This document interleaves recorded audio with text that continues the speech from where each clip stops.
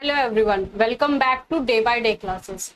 आज हम क्लास 7 का पहला चैप्टर जो हम कर रहे थे ट्रेसिंग चेंजेस बाय 1000 ईयर को कंटिन्यू करने वाले हैं। और आज जिस टॉपिक से हम स्टार्ट करने वाले हैं वो टॉपिक है new social and political groups.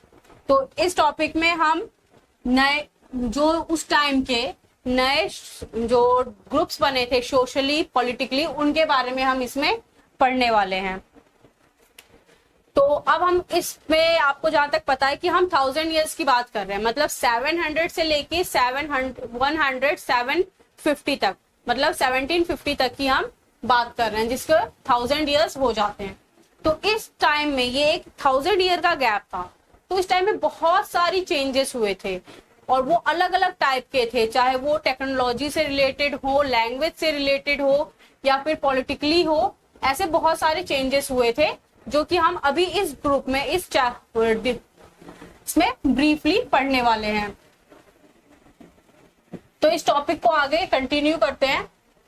इस टॉपिक में सबसे पहले जो हमें डिफरेंस बताया गया, जो मतलब इतने सारी चीजें जो आई, नई डिफरेंस बनी, उसमें सबसे पहले इन्वेंशन की बात करी जा रही है।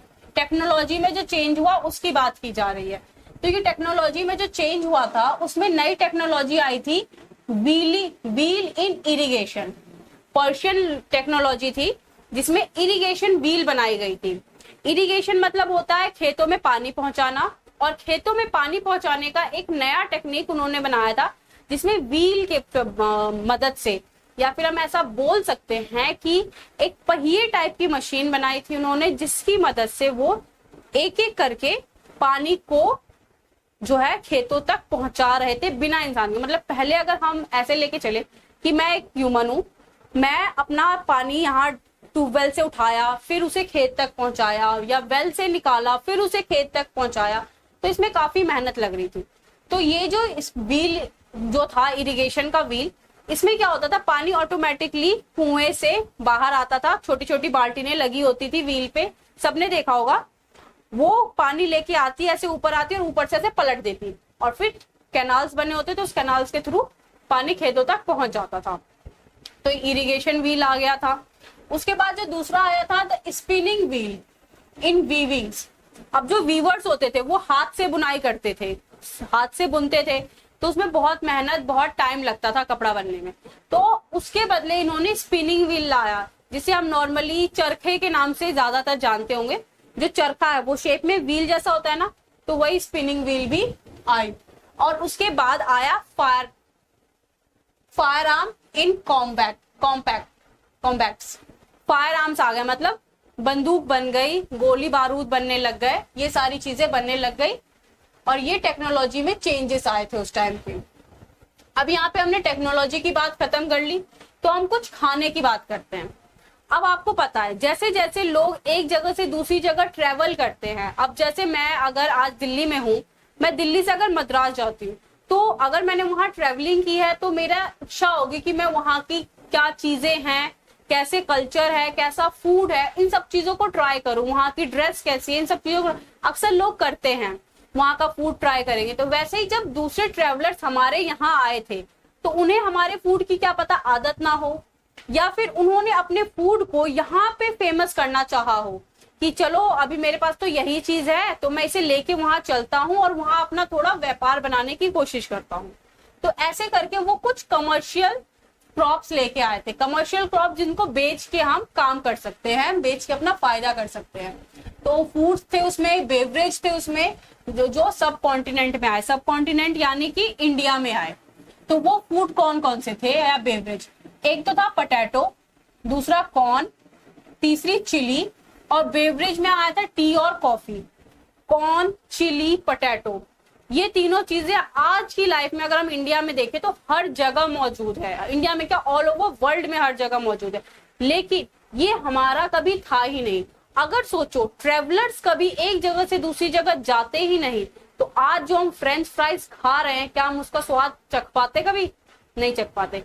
मोमोज के साथ जो लाल वाली चटनी खाते हैं हम लोग, बड़ी तीखी होती है, बड़ा स्वाद आता है खाने पे, उसके बिना मोमोज का मजा नहीं। वो जो चिली से बन रहा है वो चिली नहीं आ पाता हमारे पास कभी। मूवी टाइम पे बिना पॉपकॉर्न के मूवी बोरिंग हो जाती है हमारी, पॉपकॉर्न नहीं आ पाता। उसके बाद चाय और कॉफी का तो इंडिया से, मतलब कॉफी का उतना ना भी मानो, लेकिन चाय का तो इंडिया से इतना पुराना रिश्ता है या इतना गहरा रिश्ता है, कोई सोच नहीं सकता। बिना चाय के एक इंडिविजुअल की जिंदगी अधूरी है। ऐसे मतलब बहुत ही कम लोग होंगे हमारे देश में जो चाय ना पीते हो। एक मैं भी हूं, मैं नहीं पीती। तो चाय और कॉफी भी हमारी नहीं थी, जिसे आज हम अपना कल्चर मान चुके हैं। कोई भी गेस्ट आए सबसे पहले हम क्या पूछते हैं, चाय या कॉफी लेंगे? वो चाय और कॉफी हमारी थी ही नहीं, हमें किसी और ने ऑफर की थी और आज हमने उसे अपना बना रखा है। इसके अलावा बहुत सारी चीजें आई, नए आइडियाज आए, जिसकी इन सब चीजों के जो आइडियाज, अब जो खाना आया तो कॉमर्स में थोड़ा चेंज हुआ, इकोनॉमिक्स में थोड़ा चेंज हुआ, लोगों ने अपना व्यापार बढ़ाया कि यहाँ पे वो चीज लानी है। अब किसी चीज का डिमांड बढ़ता है कि हाँ स्वीट पोटैटो अच्छे लग रहे हैं या फिर फ्रेंच फ्राइज अच्छी लग रही है, एक जगह अच्छी लगी तो उसका फिर दूसरे और लोग आते हैं खाने और ट्राई करते हैं, बिजनेस बढ़ता है। ऐसे करके उसका बिजनेस बढ़ा तो इकोनॉमिक चेंज हुआ हमारा। कुछ नए लोग आए तो उन्होंने कुछ नए आइडियाज हमें बताए कि हाँ हमारे देश में तो ऐसे सिस्टम होता है, हमारे देश में तो वैसा सिस्टम होता है। ये करके हमारे पॉलिटिकली भी थोड़ा चेंज हुआ, उनकी लैंग्वेज, उनके कल्चर ने थोड़ा आके हमारे कल्चर पे भी इफेक्ट किया, हमारे सोशल चेंज हुए, कल्चर चेंज हुआ, और ऐसे और भी जो चीजें चेंज हुई उसके बारे में हम चैप्टर 5, 6 और 7 में जो है डिटेलिंग जानेंगे। मैंने पहले ही कहा था कि इस चैप्टर में हम सिर्फ ब्रीफ जानने वाले हैं कि कैसे कैसे हुआ था, क्या क्या हुआ था, और जो डिटेल्स है वो आगे कंटिन्यू जब हम करते जाएंगे बुक को, हमें डिटेल्स मिलती जाएंगी। उसके बाद बाकी बताया गया है कि जो वो टाइम था, मतलब जो 700 से लेके 1750 तक का टाइम था, वो 1000 ईयर बहुत ज्यादा मोबिलिटी वाला था। मतलब उस टाइम में बहुत सारे लोगों ने ट्रेवल किया होगा, बहुत ट्रेवलर एक जगह से दूसरी जगह आए थे, और जो है इन्होंने जो है सब कॉन्टिनेंट को इसलिए चुना था कि ऐसा नहीं था कि वो एक्सप्लोर करना चाहते थे कि चलो सब कॉन्टिनेंट में है क्या हम देखते हैं। सब कॉन्टिनेंट उस टाइम में वेल्थी था, बहुत ज्यादा अमीर था। जैसे हमने कहानियों में सुना होगा कि जो इंडिया थी वो पहले सोने की चिड़िया थी, तो सबको पता था यहाँ पैसा बहुत ज्यादा है, तो यहाँ आके सब अपनी किस्मत को आजमाना चाहते थे, देखना चाहते थे कि क्या हम भी यहाँ से कुछ पैसा कमा सकते हैं, कुछ फॉर्चून ले सकते हैं। तो इसलिए बहुत सारे लोग यहाँ पे आए। और उस टाइम में जब इतने सारे लोग आ रहे थे, नए नए ग्रुप्स बन रहे थे लोगों के, एक ग्रुप था जो बहुत ज्यादा फेमस हुआ, जो बहुत ज्यादा उभर के आया, वो ग्रुप था राजपूतों का, राजपुत्रास। तो ये जो राजपुत्रा थे मतलब राजा के बेटे, तो जो फर्स्ट टर्म जो आई थी राजपुत्रा मतलब राजपूत, वो राजा के बेटों के लिए आई थी। लेकिन जैसे जैसे समय बदला ये टर्म का मीनिंग भी बदलता गया। इस टर्म का मीनिंग बाद में ये हो गया कि जितने भी जो ग्रुप ऑफ वॉरियर्स होते हैं, जो अपने आप को क्षत्रिय बताए, क्षत्रिय कास्ट स्टेटस से बिलोंग करते हो, वो सब क्या होंगे, राजपूत होंगे। मतलब पहले तो राजपुत्रा जो टर्म आया वो राजा के बेटे के लिए आया, लेकिन जैसे जैसे टाइम चेंज हुआ वैसे वैसे वॉरियर्स को हमने राजपुत्रा कहना स्टार्ट कर दिया। अब वॉरियर्स होते कौन थे, हमारे जो पुराने एशियन टाइम के हिसाब से कुछ कास्ट बटे हुए थे, तो जो वॉरियर की ड्यूटी होती थी वो हमेशा क्षत्रिय की होती थी। क्षत्रिय मतलब जो लोगों को प्रोटेक्शन देंगे, लोगों के लिए लड़ेंगे या फिर एक स्टेट के लिए लड़ेंगे, और यही रूल करते थे ज्यादातर। जो जितने भी हमारे राजा हुआ करते थे ना पहले, वो क्षत्रिय ही होते थे। ब्राह्मण का काम था पढ़ाना, क्षत्रिय का काम था लड़ना। तो जितने क्षत्रिय थे इन सब ने भी अपने आप को क्या क्लेम कर दिया कि हम भी राजपूत है, या फिर इनको भी लोगों ने राजपूत ही समझना स्टार्ट कर दिया। ये व्हील है, और इन्वेंशन ऑफ व्हील जो है हमारी हिस्ट्री में बहुत ही ज्यादा इंपॉर्टेंट, क्योंकि इसी व्हील के ऊपर ना बहुत सारी इन्वेंशन टिकी हुई है, और ये एक बहुत इंपॉर्टेंट इन्वेंशन था। इसके बिना तो हमारी लाइफ को हम सोच भी नहीं सकते आज के जमाने में। अब उस टर्म में मैंने आपको क्षत्रिय बता दिया। क्षत्रिय के अलावा उसके बाद राजपुत्रा जो थे उसमें हमारे रूलर्स, जितने उस टाइम के रूलर्स थे वो भी आते थे। जो चीफटेंस होते थे, जो मतलब उनके सेनापति होंगे, जनरल्स होंगे, वो भी आएंगे, और जो उनके शोल्डर्स होते थे वो भी उसी में आते थे। मतलब जो आदमी लड़ेगा, जो भी लड़ेगा, वो सारे के सारे राजपूत कहलाएंगे। इसके बाद बहुत सारी जगहों पे, बहुत सारे पोएम में आप लोगों ने देखा होगा कि जो ग्रेट सेंस ऑफ लॉयल्टी थी राजपूतों में वो बताई गई है। उनकी एक बहुत ज्यादा ये एक अच्छी क्वालिटी थी उस टाइम की कि उनमें लॉयल्टी होती है, वो एक दूसरे को धोखा नहीं देते, कुछ भी हो जाए वो अपने वादों से मुकरते नहीं है। ऐसा मैंने तो नहीं देखा, बट जो हमारे उस टाइम के पोएट्स थे, ऑथर्स थे, उन लोगों ने क्षत्रिय को ऐसा या फिर राजपूत को ऐसा करके शो किया था हमारे लिए। और हमें पता है जो भी हमारी हिस्ट्री की नॉलेज होती है वो हमें किसी पोयम से या उस टाइम के पोयम से, उस टाइम की कहानियों से पता चलती है। अब जैसे कि आप मान लो, आपको कैसे पता है कि भगवान है, भगवान बहुत पावरफुल है, भगवान के 4 हाथ है, ये सारी हमने देखी नहीं है ये चीजें, बट एक दूसरे के जनरेशन के गैप से, मतलब जैसे हमारे दादाजी ने हमारे पापा को बताया, हमारे पापा ने हमें बताया और हम अपने आगे वाली जनरेशन को बताएंगे, ऐसे करके ये हिस्ट्री हमें जो है आई थी। तो वैसे ही करके बहुत सारी कहानियों के थ्रू ही जो राजपूतों की जो सेंस ऑफ लॉयल्टी थी या फिर उनकी पावर थी, ये सब उनकी कहानियों की वजह से ही आम लोगों तक पता चली कि राजपूत होते क्या हैं, राजपूत पे सेंस ऑफ लॉयल्टी इतनी ज्यादा क्यों थी, वो इतने पावरफुल थे, उनसे कोई जल्दी लड़ता नहीं था। आज भी कितनी सारी फिल्में बनाई जाती है जिसमें राजपूत ना एक नाम बोल दो राजपूत है तो वो एकदम पावर शो होता है, तो वो सारी उन कहानियों की वजह से आई थी। अब तो ये हो गई राजपूतों की बात। उसके अलावा जो है बहुत सारे नए ग्रुप्स हमारे उस टाइम में देखने में आए थे। तो वो जो नए ग्रुप थे वो थे मराठाओं का जो ग्रुप था, जो महाराष्ट्र आज है, उस महाराष्ट्र के एरिया से जो लोग उठ के आए थे, या फिर हम कहेंगे जो मराठा नाम पे ही हमारा महाराष्ट्र का नाम भी पड़ा, तो महाराष्ट्र के लोगों को ज्यादातर उस टाइम के उस एरिया के लोगों को मराठा माना जाने लग गया। उन लोगों ने एक अपना अलग किंगडम बनाया, अलग सारी चीजें चलाई, राजपूत से अलग होके। उसके बाद दूसरा आया सिख को सबको पता है, सिख एक नया धर्म बन चुका है। अब क्या उस टाइम से एक नया धर्म है सिख, हिंदू के बाद सिख भी हमारे इंडिया में एक धर्म है। तो वो भी उसी टाइम में फेमस हुए 700 से लेके 1750 के टाइम के बीच में। उसके बाद जाट्स भी आए, अहोम आए और कायस्ताज भी आए, जो कास्ट ऑफ स्क्राइब और सेक्रेटरीज की होती है। इन अलग अलग कास्ट ने, इन अलग अलग ग्रुप्स ऑफ पीपल ने अपना जो है किस्मत को आजमाया या फिर इन्होंने स्ट्रगल किया और एक अपनी अलग ही पहचान बनाई राजपूतों से अलग। इनकी भी बहादुरी की गाथाएं गाई जाती है, जैसे सिख की बहादुरी की गाथाएं आप सुनोगे कितनी सारी है। गुरु गोविंद सिंह इनके बहुत ज्यादा फेमस गुरु थे या वॉरियर्स गुरु थे। ऊपर से मराठाओं में आप चले जाओ तो छत्रपति शिवाजी का नाम सबको पता है, उनके नाम पे भी इतनी सारी चीजें हैं, उनकी बहादुरी के किस्से हैं। तो ऐसे ऐसे करके अलग अलग जो ग्रुप्स थे वो हमें इस टाइम ऑफ पीरियड में देखने को मिले। उसके बाद अब ऐसे जब इतने सारे ग्रुप्स बन रहे थे, नए राज आ रहे थे, नए राजा आ रहे थे, तो लोगों को जमीन की भी जरूरत पड़ी होगी क्योंकि पॉपुलेशन बढ़ रही थी, तो जमीन तो चाहिए। तो उस टाइम के लोगों ने जो है एग्रीकल्चर के लिए बहुत ज्यादा जंगल काटे। तो जंगल जब उन्होंने काटना शुरू किया तो कुछ एरियाज में तो उन्होंने जंगल बहुत जल्दी काट दिए और कुछ एरियाज में जंगल का जो कटने का स्पीड था वो थोड़ा कम था।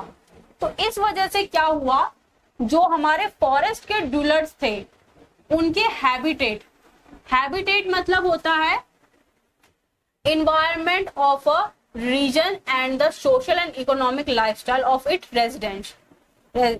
तो मतलब जो भी एक आदमी एक environment में रहता हो, उसका सोशल कल्चर जो भी हो वो सब मिलके उसका हैबिटेट बनाता है। तो जो जंगल के आदिवासी थे वो तो फॉरेस्ट में रहते थे, तो उनका हैबिटेट फॉरेस्ट था। अब जब इतने सारे लोग आ रहे थे, नए ग्रुप्स आ रहे थे, तो उन्होंने फॉरेस्ट को काटना स्टार्ट कर दिया।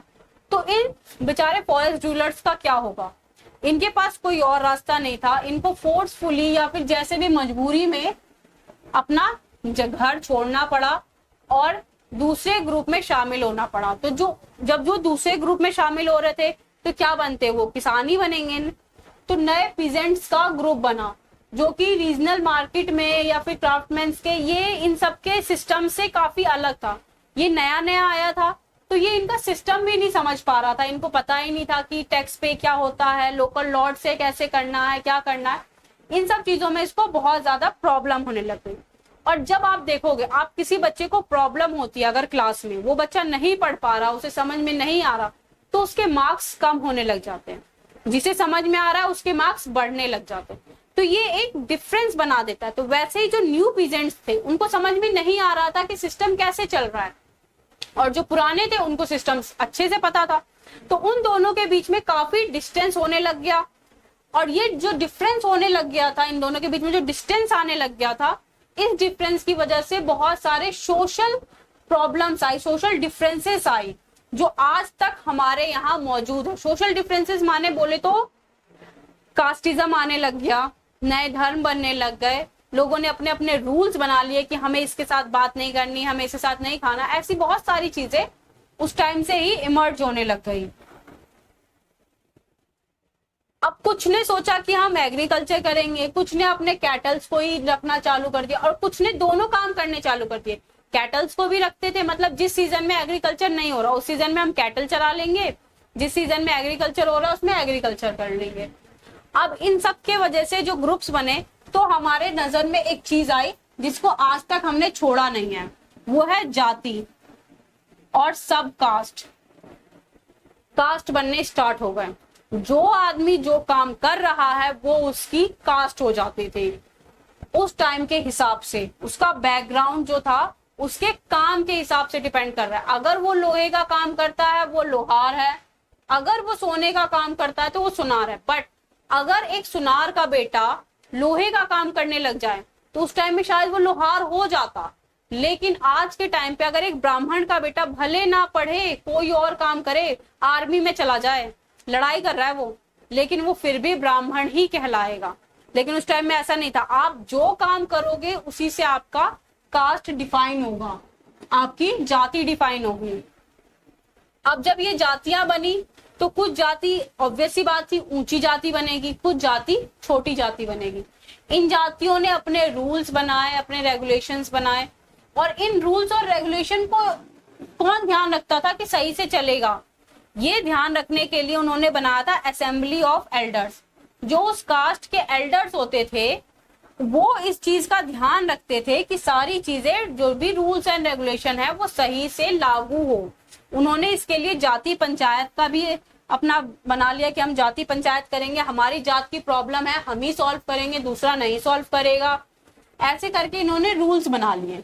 उसके बावजूद कि रूल्स बनाने के बावजूद इनको जिस गांव में ये रहते थे उस गांव का जो लोकल लॉर्ड होता था या फिर जो उस गांव का चीफटेन होता था उसकी बनाए हुए रूल्स भी इन्हें फॉलो करने हैं। ये नहीं है कि सिर्फ इन्होंने अपने रूल्स बना लिए अपनी मर्जी से काम कर रहे, नहीं। जो उस गांव का चीफटेन था, उस एरिया का चीफटेन था, उसके रूल्स ये फॉलो करेंगे। और ऐसे ही छोटे छोटे गांवों को मिला के एक स्टेट बनाया जाता था।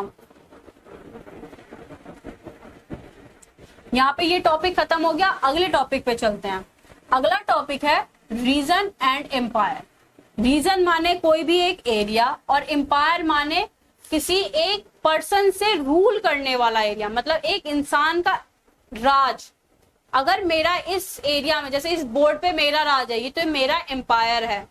तो वैसे ही उस टाइम में, उस 1000 ईयर्स के बीच में 700 टू 1750 के बीच में, 1750 के बीच में बहुत सारे राज भी आए थे, बहुत सारे फेमस लीडर्स आए थे, रूलर्स आए थे। रूलर्स बोलेंगे, लीडर्स तो नहीं बोलेंगे, रूलर्स आए थे। तो जो रूलर्स थे वो कौन कौन से रूलर्स थे? पहले तो चोलास थे। इस चोलास के बारे में हम चैप्टर 2 में पढ़ेंगे। दूसरे तुगलक थे जिनके बारे में हम चैप्टर 3 में पढ़ेंगे। और एक उसके बाद बड़ा फेमस रूलर थे मुगल्स। चोलास, तुगलक और मुगल, ये तीन जो फेमस रूलर थे, इन तीनों के बारे में हम आगे वाले चैप्टर में पढ़ेंगे। इन्होंने बहुत टाइम तक राज किया था, इसलिए इनकी डायनेस्टी का नाम बताया गया। इन्होंने बहुत चेंजेस किए होंगे इसलिए इनका नाम आ रहा है। तो उसके बाद दिल्ली सल्तनत बहुत ज्यादा फेमस है। दिल्ली सल्तनत एक हमारी जो मिडीवियल हिस्ट्री है, हम बिना दिल्ली सल्तनत को पढ़े नहीं पढ़ सकते, उसे हमें कवर अप करना ही पड़ेगा। तो दिल्ली सल्तनत के बारे में भी हम इसमें जानेंगे। तो इसमें एक दिल्ली सल्तनत के लीडर का रूलर का नाम दिया है गियासुद्दीन बलबन। ये 1266 से 1287 तक थे।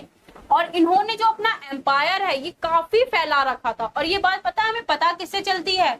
संस्कृत प्रशस्ति से। संस्कृत प्रशस्ति के में जो है ये चीज लिखी हुई है कि जो ये गियासुद्दीन जो थे, इन्होंने अपना एम्पायर बहुत ज्यादा फैला रखा था। इनका एम्पायर बहुत वास्ट था, और वास्ट कहां से कहां तक था? इनका एम्पायर बंगाल से शुरू होता था, और गजनी आज अफगानिस्तान में पड़ता है, ठीक है। मतलब इंडिया से शुरू होता था, और उस टाइम का बंगाल सिर्फ वेस्ट बंगाल नहीं था, उस टाइम का बंगाल बांग्लादेश भी था। तो ये बांग्लादेश से शुरू होकर अफगानिस्तान तक ये स्ट्रेच हो रखा था। और दूसरा ये include all the south India. उसके बाद साउथ इंडिया को हम उस टाइम में द्रविड़ कहते थे। हम अपने जनगण मन में द्रविड़ वर्ड पक्का यूज करते हैं, तो उस टाइम उसका मतलब होता है साउथ इंडिया। द्रविड़ मतलब होता है साउथ इंडिया, और बंगाल मतलब होता है गौडा, और गजनी को गजना भी उस टाइम में कहते थे। तो ये उस टाइम के नाम है